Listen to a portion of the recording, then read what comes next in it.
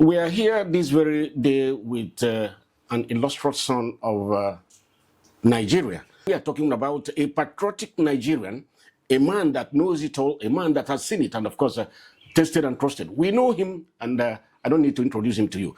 But before then, let me tell you, I have my co-presenter here, my brother, Ambassador Ansleman. All right. And my name is Ike Jacobs Moose, okay? Okay, like I told you, this is the man. You know, there is a Latin proverb that says, Echehumua, behold, this is the man, if you translate it to English. Professor Uba Nnabue is a doyen of the legal profession. He is a man more than what we describe him. In fact, a lot of people call him a colossus. So let's meet you, sir. Thank you very much. Ladies and gentlemen, welcome to the program. My name is still, I've not changed it, Professor Uba Nnabue. Okay. A son of Imo State. Right. Presently, I am the Honorable Federal Commissioner representing Imo State in the National Population Commission. Oh, it's a pleasure. Yes, thank you. All right. All right, we are going to talk about something that is very, very important, and of course, you know it. Like I said, a brand new thing, a brand new day, and here we are. We are going to talk about the future of Nigeria. We are going to talk about present Nigeria. We are going to talk about the processes that will actually give us where we are heading to, and that is the 2027 general election is very, very close to us, and there is a tool. There is something that you cannot do without if you want to talk about elections, and that is PVC. PVC. You know it very well. PVC, so we want to share your views about it. How do you see it? No, okay. How do I start? Let's start by looking at what the permanent voters card represents. There is a voting age. And if you get to that age, you should have a voter's card. You know, Nigeria will add this embellishment. We have not added permanent to our own because we started with temporary. All right. And we now made it permanent. So we've gotten to that. If you must vote, as I consider it obligatory for any person of voting age, you must arm yourself with a permanent voter's card. This is maybe not very new in our voting system. Maybe not very new. Yes, it came in at a time after FEDECO and all the names were been changing. Then we got to having voters card. But the joy is that if we vote and it counts, we will now be able to know who the people say should represent them in the activities of governance. Okay. So that is just a brief description of what PVC is all about. Yes. All right. Now, I would also like to ask you this question. You said it came into being shortly after the introduction or the life of FEDECO, Federal Electoral Service Commission. Before then, can you just give us an insight? Were there something, Nigerians, were they not voting then? Or have they not been voting? What tool were they using? Yes, you remember the way our history is. After the 1960 independence, what happened was an election of a sort, migrating from colonialism to electing Nigerians who will come in. 6 years after 1966, there was a coup. Okay. The military took over, truncated the democratic process, and we've been battling with that till today, so to speak. Thank God, in the last couple of years, some 20 years now, if I'm not mistaken, yes, we have embraced democracy again, and we are moving on. So there's no more nascent democracy, is it? It cannot be nascent. This nascent. We can't be nascent every year. We are now an adult democracy. My plea to Nigerians is that, look, since we have a situation we have recognized as capable of moving us forward, adopting the democratic process, we have extant examples of countries that have practiced this democracy Right. So we have very good examples to borrow from. And if they are there, let us try and borrow the proper things. If we borrow the proper things, we'll have a good result and we'll enjoy governance. Okay, I don't know. Before you come in, what actually do you mean by the proper things we're going to borrow from other countries that have been practicing democracy? Okay, I tell you right away. Number one, before we embraced democracy, as against maybe things like socialism and all that, we saw it, simply put, government of the people, by the people, for the people. The end point is for the people. So any process that will not favor the people, we are not for it. What does that imply? If somebody is representing us, we are looking for what the people will gain from his representation. All right. You understand? So we have had governments of other people we call civilized countries, developed countries. Watch the past tense, developed countries. And our own, we say we are a developing country. We don't want to say we are underdeveloped. Because when we say underdeveloped, it's also a permanent status, which means we don't want to grow. So we are a developing country. Right. Being a developing country, we have to keep learning good things, not just learning anything. Learning, in fact, the mistakes of other people should be our gain. Because we'll now see what they have done. It didn't work for them. We'll borrow things that will make us move forward and faster than they are. You understand? Right. Yes. So in that, guys, if we know what people with better democracies have practiced and they failed, we will not borrow them. If we know what they have practiced and they are developed, we will not borrow them and move faster than they are. I get embarrassed when people say, America has been there for centuries. Therefore, they're almost nearing perfection. We are starting, therefore we keep falling. Why? If within the time they are moving, they have made mistakes, must we make the same mistakes? Not at all. We should not. We should jump to their own gain and continue from there to benefit and move on. Right. So that's my own thinking. Okay. I don't know whether you have a... Thank you very much. I said it all. It's a teacher. I have spoken as an academia. To the audience, they will benefit a lot from you, sir. Actually, we are talking about election. Okay. Can you say that Nigeria is getting it right? Where do they make We are not getting it right. We are not getting it right. To get right or get wrong is a function of the result we are getting now. If everything is working according to our expectations, if anything is working according to the rules, then it means we are getting it right. If they are not working according to the rules, it means that there are areas we are not getting right. And those are the areas I'm saying, must we make those mistakes before we get it right? There were times when, during elections, you will hear about cutting away of ballot boxes. You've been here in Imo State with me. Right. You will hear about cutting away of ballot boxes, and I will say, why? We have heard about forged results. We will say, why? We have heard about court decisions, and we ask why. Talking about court decisions, Futher, our late brother, Justice Futher, of blessed memory, he said, justice is not only done when the judge makes a pronouncement.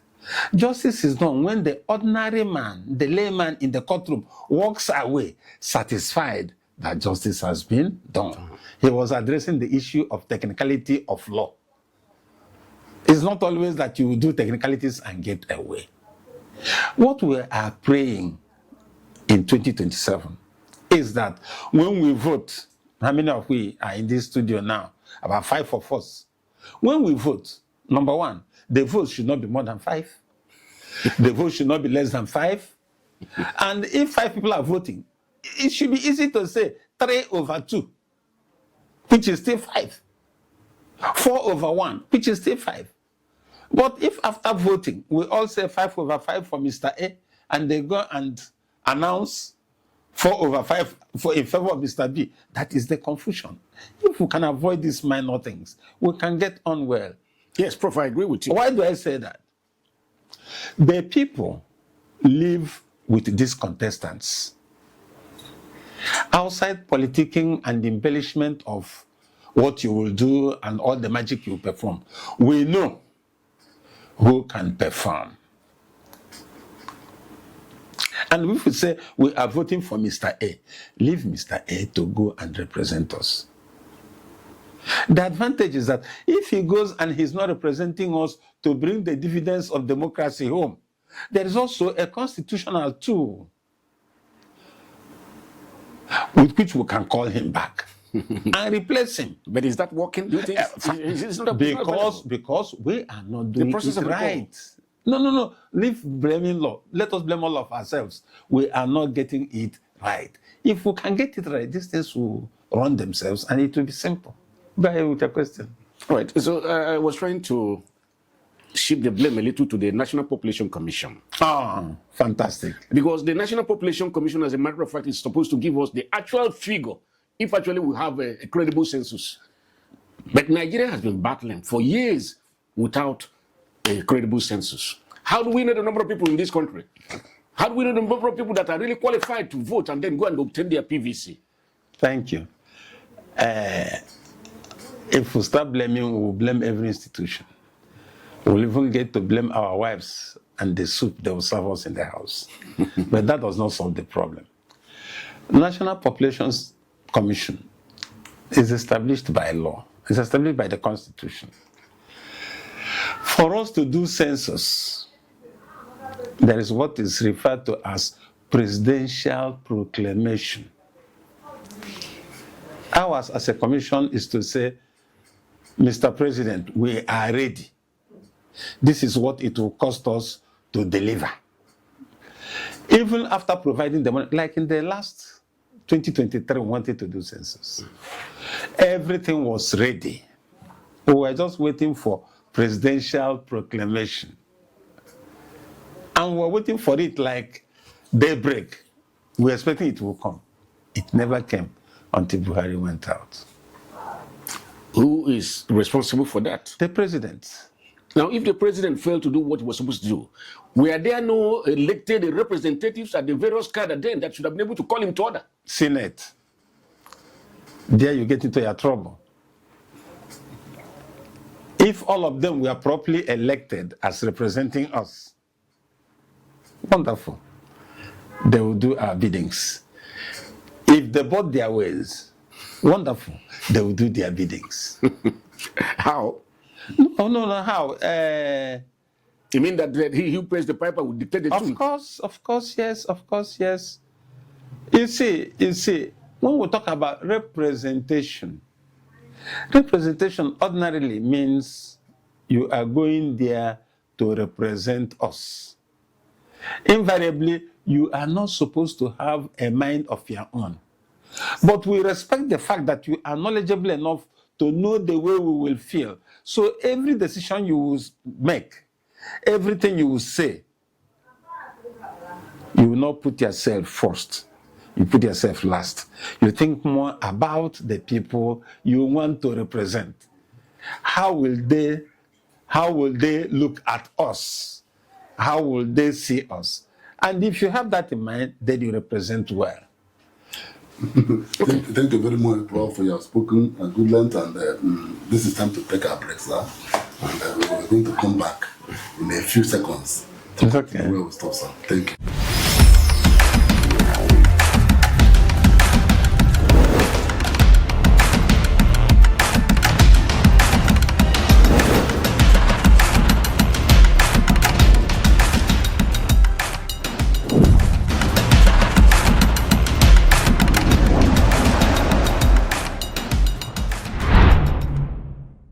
All right, welcome back to our business, your business. We are still with this erudite scholar, and like my colleague introduced me, teacher of teachers.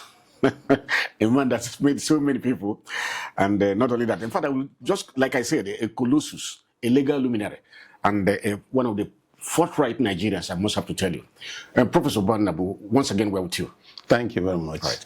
We're still discussing the issue of PVC. Yes. And you made us understand that this is the basic thing, like everybody know.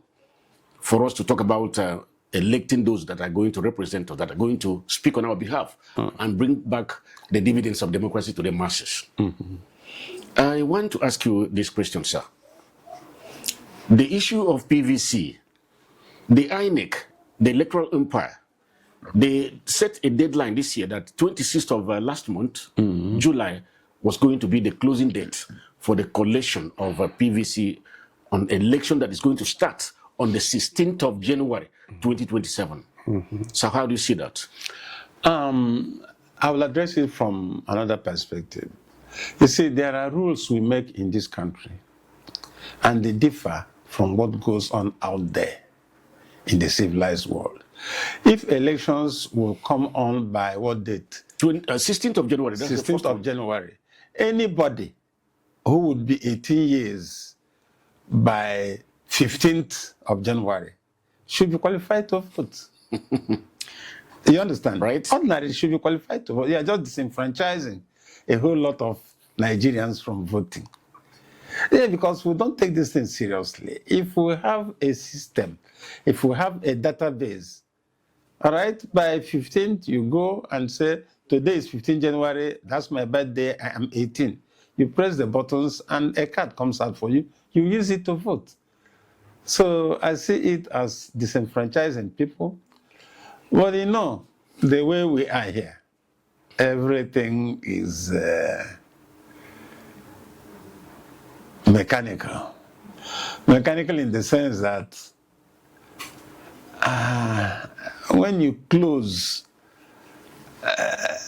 PVC registration, as they call it, PVC is just a tool of, I am 18 years, I should be qualified to vote. Why will you cut people off? All right? But we want to have a data of people holding PVC so that we can do it rightly, or we can manipulate it, or otherwise. I don't know why, but they have no reason, to the best of my knowledge, to disenfranchise people who will become 18 between this month, August, to January 15th. Don't you think that that is as a result of our educational system? I say this because of the fact that in Nigeria, we are educationally backward. We haven't yet attained that the height in other developed countries or climes. I say this because we talk about technology. Our leaders, they have not been able to inculcate this into our lifestyle, that it is important that we have a database that is actually workable, that is working, that is acceptable. Otherwise, what is the role of people like Professor Issa Pantami? I guess he was a professor then, who was in charge of digital something, you know. Well, at this time and age, every country should be digitized. There's no gainsaying that fact. Every country should be digitized. And it is easy. It is easy. I wished National Population Commission was allowed an opportunity to have that census by 2023. Was wanted to do a digital census. Okay. But on the heels of the elections, people misunderstood the concept of digitization. It was like another American wonder. It was like another magic. All right? And we are still battling with it. But if we go digital, these things will be lots easier. It will be lots easier for everybody. If we have a database from where these things will be drawn, everything will be easy.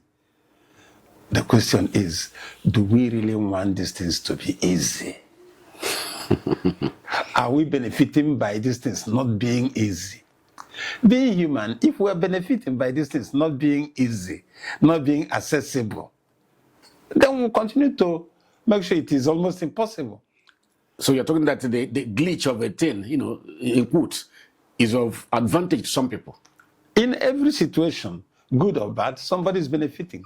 So if they are sure, okay, let me crack a joke, digress a little bit. When you hear about amount of money wasted during elections, you ask yourself, Where do those monies go to? Do they go to individual pockets? For what purpose? If I want to contest the election and I am in power and I use whatever money is available to me to develop the people, that development will speak for me. We have states in Nigeria where the development of what their governor did is speaking for them. So there may not be need again to go and look for who to dash that money. But if we keep the money, no development to the people, all right? The people who will complain will not complain because they know that when the time is ripe, they will come and stop their mouth with money. So I still hope that in future, we will embrace data. Without data, we can't do anything. Without data, we can't plan anything. Without data, we cannot move anywhere on the ladder of development, no matter how we pretend. Data is key. You said something about if we actually want to digitalize. Do you think the country is really prepared? Yes. In terms of look, this is technology. It's not rocket science. Are we prepared? Prepared what? We have educated people. We can import the equipment, and they can be operational. What's there? It's like our electricity problem. It's not happening because we don't want it to happen. These things that are happening in this country that are impossible because they are man-made. There's no other explanation. They are man-made. I ask this question because if you watch very well in some parts of this very country, I don't think that the internet facilities is available. Who said? MTN, that is a phone service, is there anywhere that they're not available? They're everywhere. Everywhere you go, you find them. All right? And even where MTN will not work, other networks will work. When we were planning for the census, housing and the population count, we made sure we found out what network will work where.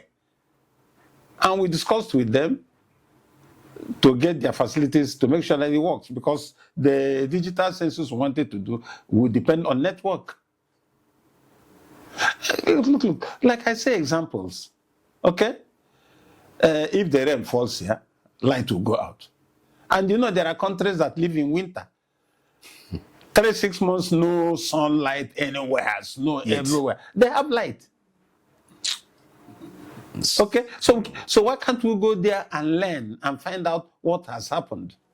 There was a time Nigeria introduced a kind of educational program. I don't know, I can't remember the proper name. They were sending people to particular countries to go and learn, acquire particular technical skills. Did they come back? They didn't. Exchange program. Exchange program. They didn't come back. But they didn't come back because they were not, the country couldn't even prepare a place for them to come back to. So if they had come back, they would have remained redundant. Exactly. So they stayed there because they have gotten the training. They stayed there and work for them. If you send me out to go and learn how to manufacture tomatoes, for example, if I'm coming back, I expect to see a tomato farm. I expect to see machines to now can them. Then I will deploy Absolutely. my learning to it, and the country will blossom. We are battling with religion and sectionalism. We are battling with ethnicity. Let us continue until everything will be ruined. It's unfortunate. Oh my God, this is too bad. Well, the 2027 election is very close with us, like I said, January 16th. Now, what do you think actually should be done to make sure that a lot of Nigerians are actually carried along? Okay, we have blamed the people in power. Let us blame you and I, the masses.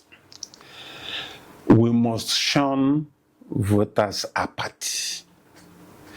You know, this idea of the one I voted, they didn't do anything with it, therefore I will not vote again. If you voted and it didn't count, when you now go on strike, what will happen to you? It gets worse. That will be worse. So let us continue to go out to vote.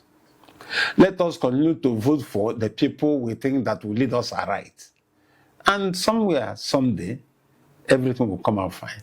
As we wrap it up now, what do you think actually will be the role of security agencies? Because in the past, a lot of electors, masses would go to vote, yet security personnel will prevent them from casting their votes. Apparently, because where they discover that they were not... Price of underdevelopment. Very simple answer. Price of underdevelopment.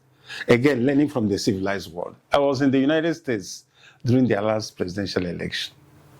The election started 2 months or more before the actual election. They called them early voters because the nature of your work will not allow you to come out that same day to vote. You go and vote. Ahead of time? Yes. Why is it working? Your fingerprint belongs just to you and no other. All right?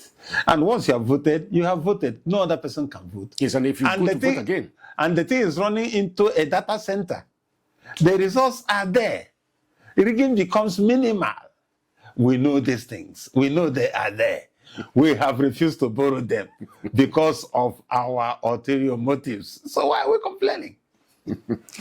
Too bad, honestly. The heavens are really watching, and I'm sure they're willing. Something as simple as qualification to be elected, something as simple as who is qualified to be elected.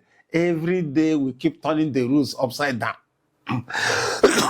You understand? Yes. We have shamefully reduced it to school certificate. Yet, every day we are fighting with qualification. It's very bad. Look, there are things that happen amongst us, and we blame the colonial masters. And I say, let us blame ourselves. We have gotten to a point where we can stand firm on our legs and move on. At least 20-year-old. Looking for who to blame. Why? The blame game wouldn't help anybody anymore. Let us vote. At the time, so at the time they introduced this option F4, instead of voting and going, let us raise our hands and count it there. And the counting will be 1, 10, 25, 50, and nobody's complaining. All well and good. Oh my God. We have said, do secret ballot so that you don't know who is voting where. They vote it and they count it upside down. And nobody's... So, I think we need stronger institutions. Security, judiciary, even the individuals who are interested in governance. We need stronger institutions. Let the best govern us and we'll be better. Thank you. Right. Thank you very much. Conclusions are, Prof. You see, you have spoken at length. We are grateful with you. Right now, your message to the electors. Get your PVC. Of course, you would have gotten it by now. And on that day, make sure you go and vote the way your spirit moves you. I am sure the way we are going, that the votes in 2027 will count. And if it does, we'll be better for it. Thank you. All right. Thank you very much. It's our pleasure. Gentlemen, brothers and sisters, you have heard him. And go and get your PVC. Make sure you cast your vote. Make sure you're involved. Because if you remove yourself, if you don't vote, you are really part of the problem. Well, I want to thank my brother, Ambassador Anselm Anokute, one of the bad journalists we have in our society.